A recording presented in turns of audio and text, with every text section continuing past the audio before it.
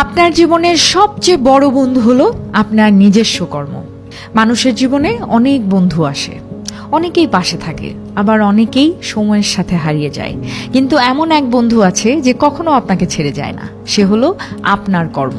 আপনার কর্মই আপনার আসল পরিচয়, আপনার সম্মান, আপনার শক্তি এবং আপনার ভবিষ্যৎ। পৃথিবীর ইতিহাসে যারা মহান হয়েছেন তারা কেউই ভাগ্যের উপর ভরসা করেননি, তারা তাদের কর্মকে বন্ধু বানিয়েছিলেন। যে ব্যক্তি নিষ্ঠার সাথে কাজ করে, সৃষ্টিকর্তা তার পথ সহজ করে দেন।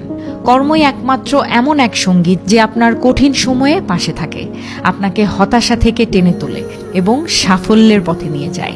অন্যরা হয়তো আপনাকে ভুলে যাবে, আপনার দুঃখ বুঝবে না, কিন্তু আপনার কাজ, আপনার কর্মফল আপনাকে কখনো ঠকাবে না।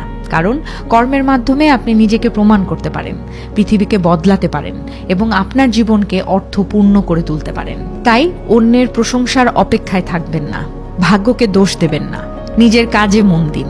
প্রতিদিন একটু একটু করে ভালো কিছু করুন, কারণ আজকের কাজই আগামীকালের সাফল্যের বীজ।